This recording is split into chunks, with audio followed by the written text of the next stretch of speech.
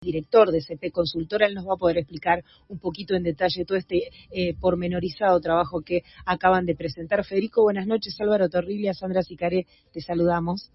Hola, buenas noches, ¿cómo están? Gracias por atendernos.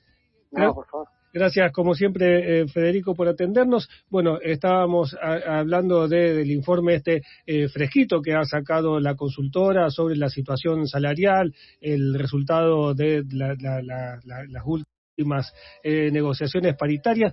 ¿Cómo viene la evolución del salario en lo que va del año? Bueno, a ver, nosotros hacemos un relevamiento de las 21 paritarias más importantes del país, ¿sí?, de los principales convenios, y ese comportamiento de los convenios nos permite anticipar los datos que van saliendo, ¿sí? Hoy salió el dato del IS registrado, el índice de salarios del INDEC, que dio una nueva caída referido al mes de marzo. Nosotros anticipamos con las paritarias el comportamiento de abril, pero que en realidad son acuerdos en abril que se pagan en mayo, con lo cual anticipamos lo que va a pasar, en lo que está pasando en este mes, o sea, lo que pasó en abril y lo que está pasando en mayo. Básicamente lo que encontramos ahí es que lo que pasa con los salarios tiene que ver con la pauta salarial muy exigente que pone el gobierno, que básicamente los sindicatos y las cámaras están firmando acuerdos porcentuales entre el 1,5% y 2% de forma bastante generalizada, pero claro, de vez en cuando, ¿sí?, en muchas paritarias, cada 3 meses, con saltos discretos, es decir, que salta ese mes y después vuelve la pauta, o con lo que empezó a pasar, que son la generalización de las sumas fijas, hay algún mes en particular que el salario mejora, y eso descomprime un poco la pauta salarial, ¿sí? Es decir, que algunos sindicatos, los que pueden, negocian en algunos meses un aumento. Ahora, en los meses siguientes, la tendencia es justamente a la contracción, y que básicamente con una pauta salarial entre 1,5 y 2%, una inflación por arriba del 2%, asegura contracciones mensuales y hace que la situación que vivimos actualmente en términos salariales y que se ve en términos de la economía en general sea pesimista, ¿no? Vos mencionabas el tema de la inflación como, bueno, un elemento clave en este sentido. ¿La leve desaceleración del índice se puede mantener? En nuestro relevamiento y nuestras estimaciones para el mes de mayo nos da que hay una desaceleración, pero muy chica, ¿sí? Nosotros creíamos que la desaceleración iba a ser mayor, básicamente porque el gobierno, la prioridad de política económica hoy del gobierno es desacelerar la inflación, ¿sí? La desinflación, lo llamamos nosotros, es decir, que la inflación cada vez menor. Porque el gobierno cree que una inflación menor sí o sí lleva a una mejora en la economía.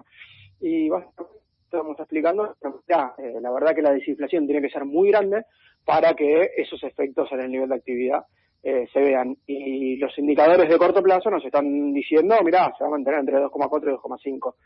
Por lo tanto, esa desaceleración no llega. Obviamente en un contexto en donde el gobierno tiene enfrente un contexto internacional en donde le llueven los dólares, y eso lo está usando para controlar o hacer el cambio nacional, y eso en general está relacionado con expansión económica. Pero bueno, hoy vemos la paradoja en donde el gobierno tiene viento de cola en una situación de estancamiento o recesión en los sectores, ¿no? Esta situación de estancamiento, de actividad que no crece, en una nota reciente que vos escribiste, denominabas el tema como la trampa de la liquidez, ¿no? Que decías que el relajamiento o cierto relajamiento de la política monetaria del Banco Central no lograba operar en tratar de reanimar esta actividad.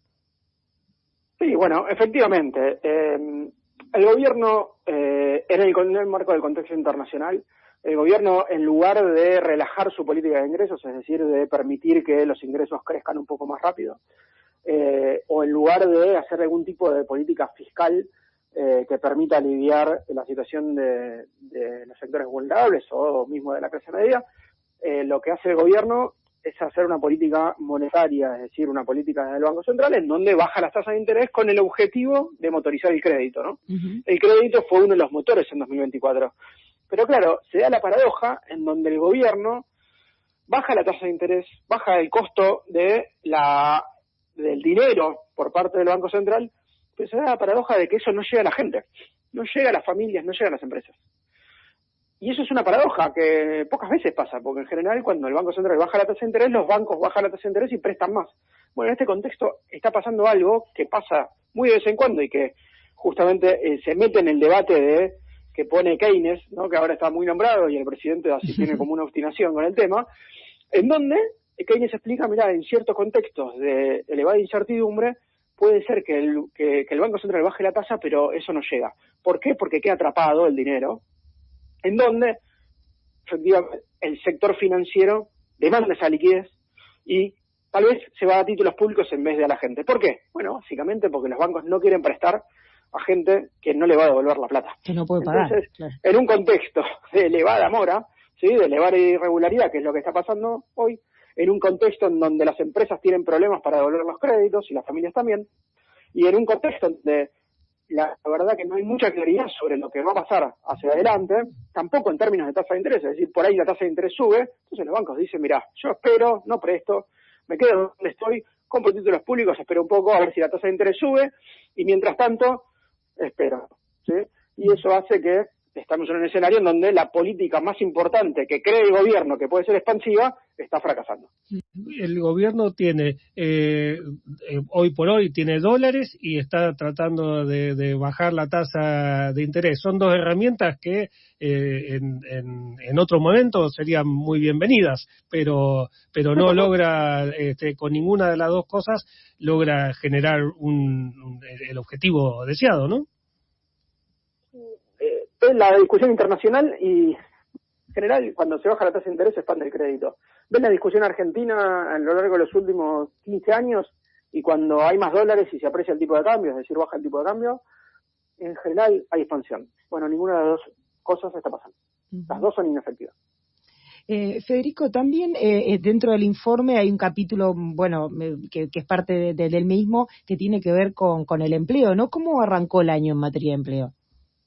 Bueno, la verdad que lo que nosotros veníamos de un panorama escalofriante. El segundo semestre del año pasado, es decir, 2025, mostraba datos de caídas ininterrumpidas generalizadas en todos los sectores. Generalizadas. Es decir, vos veías a los sectores ganadores y hasta los sectores ganadores estaban expulsando trabajadores en el sector formal. ¿Sí? O sea, eso era una situación muy, muy complicada. Lo que empezó a mostrar enero y febrero, que son 2 meses muy particulares, ¿no? Pensemos que enero y febrero son meses en donde la actividad económica en general cae, y que por lo tanto, cuando uno ve los datos esos hay que tomarlos con precaución, ¿no? Con cautela.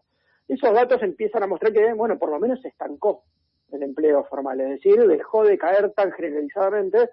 Ahora, cuando uno se mete un poco ahí adentro, se ve que justamente está pasando que el sector industrial, por ejemplo, no para de contraer los niveles de empleo, y que al mismo tiempo, cuando uno ve los datos adelantados, el panorama no es para nada sencillo. Y eso no solamente tiene que ver con una cuestión del nivel de actividad deprimido y esta tendencia al estancamiento y lo que estamos contando de cómo el gobierno está desaprovechando el contexto internacional, sino también con los efectos de la reforma laboral, ¿sí? Es decir, estamos en un mercado de trabajo con mucho más rotación, en donde las empresas despiden más, y eso también genera, y en el contexto de un cambio estructural muy grande, es decir, en donde hay mayor penetración de importaciones y en donde tenés un mercado interno deprimido. Eso hace que las perspectivas de empleo no sean muy buenas. Y las empresas que despiden más, esos trabajadores están yendo hacia otras empresas, hacia el trabajo autónomo, hacia las aplicaciones. ¿Cómo está operando ese colchón del trabajo informal o autónomo? Bueno, hasta el tercer trimestre o hasta mediados del 2025, nosotros veíamos que esa caída en el empleo formal, ¿sí?, del sector privado sobre todo, pero también del sector público, era absorbido en una parte importante por el empleo refugio, que básicamente es el cuentapropismo, ¿sí? Es decir, que la gente perdía el empleo formal, ¿sí?, un empleo en relación a dependencia, y encontraba en el cuentapropismo por lo menos una solución parcial. Recordemos que el ingreso promedio de un cuentapropista es alrededor de la mitad de lo que cobra un asalariado en relación de dependencia, con lo cual siempre el empleo de refugio, bueno, es un refugio, no es la misma situación que tenía, sino algo que se pensaría como algo transitorio. Ahora, justamente, el hecho de que se acumule la caída y que la situación no salga, ¿sí? Que no vuelva a crecer el empleo registrado, hace que esa cantidad de cuentapropistas empiece a aumentar, que eso genera una presión en el empleo informal, es decir, que lo que consigue una persona, para ponerlo en términos más coloquiales, una persona que va a manejar un auto un auto para movilidad de personas o un repartidor, hoy se encuentra con que hay mucho más competencia en ese segmento y por lo tanto lo que termina cobrando es mucho menor porque hay mucho más Rapis, mucho más Uber. Entonces lo que termina pasando es que ese salario que cobraban antes ahora es mucho menor y eso hace que el cuentapropismo deja de ser un refugio relativamente razonable frente a una situación de desempleo.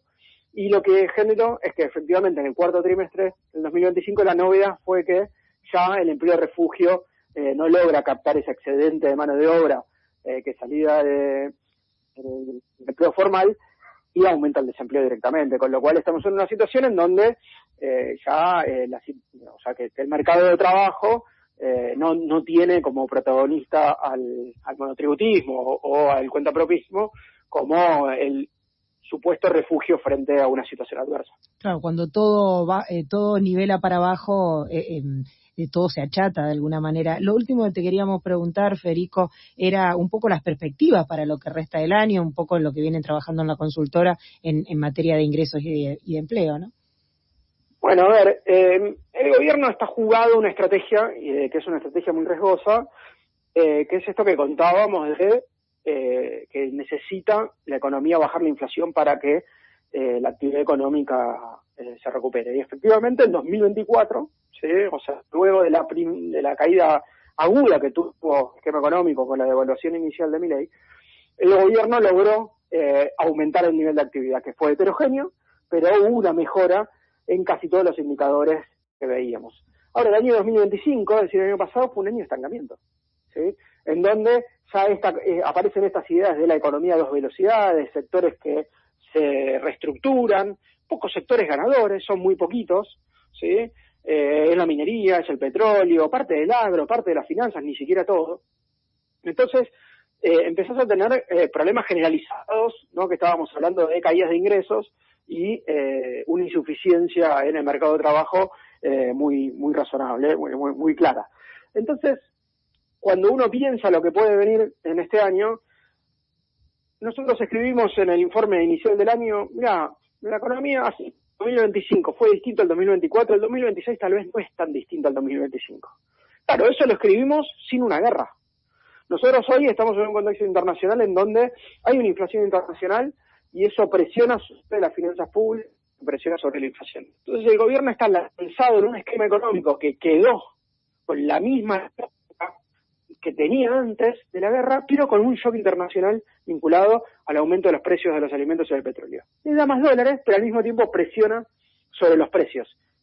Esa conjunción hace que la desinflación sea bastante menos probable, por lo tanto lo más probable es que la economía termine estancada, ¿sí? En donde esos esfuerzos que estamos viendo hoy del gobierno en la política monetaria, en la política cambiaria, sigan en el mismo esquema en donde no dan resultados y que la apuesta termine en, tal vez, en una economía que tenga un poco menos de inflación de lo que tienen ahora, pero con una tendencia al estancamiento que no termina de ser combatida. Y eso arma un panorama para este año bastante similar a lo que fue en el 2025. Ojalá que no tenga las disrupciones cambiarias, ojalá dólares den un poco más de sostenibilidad, o por lo menos que logren no depender de Estados Unidos, pero en términos de ingresos y de precios, nosotros vemos ese panorama, un panorama en donde la tendencia al estancamiento continúa y los esfuerzos por la baja de la inflación probablemente sean frustrados. Federico, te agradecemos muchísimo este contacto aquí con Rosario en la Banda Cambiaria. Gracias por este momento. No, por favor, gracias por su. Gracias, hasta la próxima. Así pasaba Federico Pastrana, economista, director de CP Consultora. Bueno,